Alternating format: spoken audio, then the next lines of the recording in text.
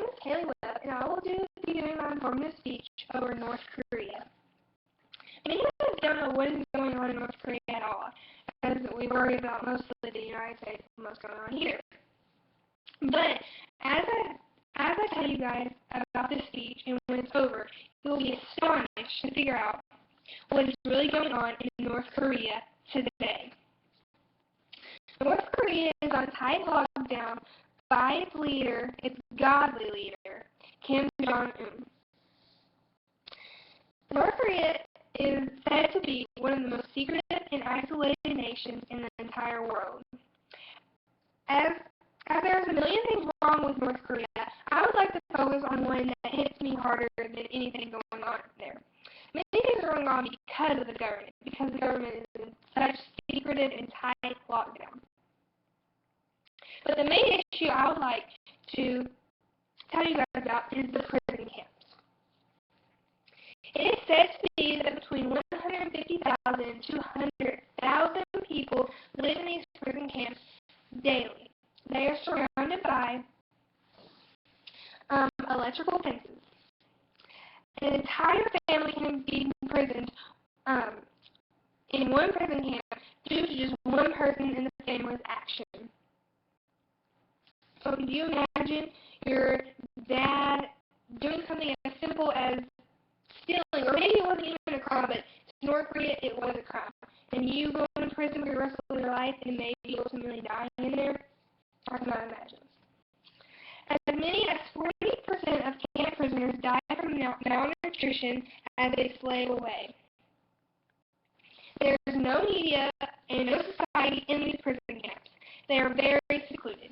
No one is allowed to enter these prison camps.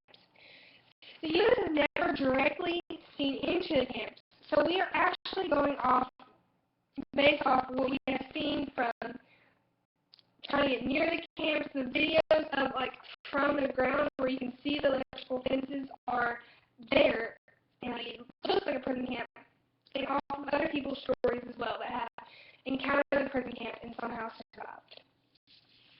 They work 16 to 20 hours a day, living off 1 meal a day, which is usually porridge. If you were to dare ask a question, you would be beaten to death or executed. You just do as you're told, no ifs, ands, or buts. This sounds a lot like Nazi Germany, but it's lived out today in North Korea. It's being lived today. These people are dying because of one leader that controls everyone, and they look up to him. They do what he says. They think he's holy and great.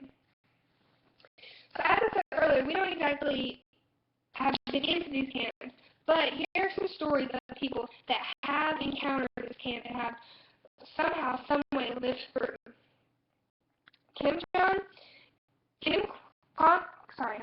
Kwan, who was imprisoned in the camp for 10 years, says,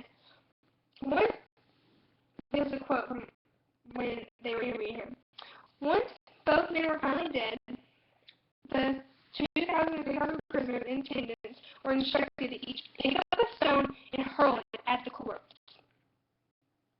Another one says, he was orphaned at the age of 12 and later imprisoned for smuggling rice from China.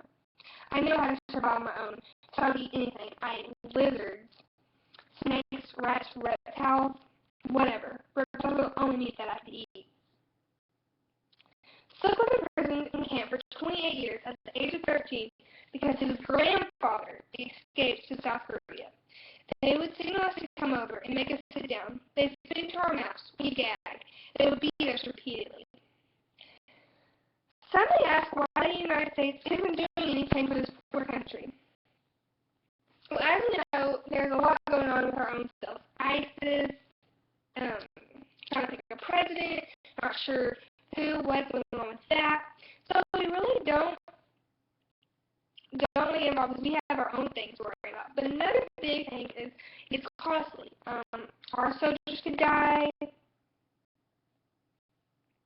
We don't want to start another costly war as if we're already in one that has cost billions of dollars.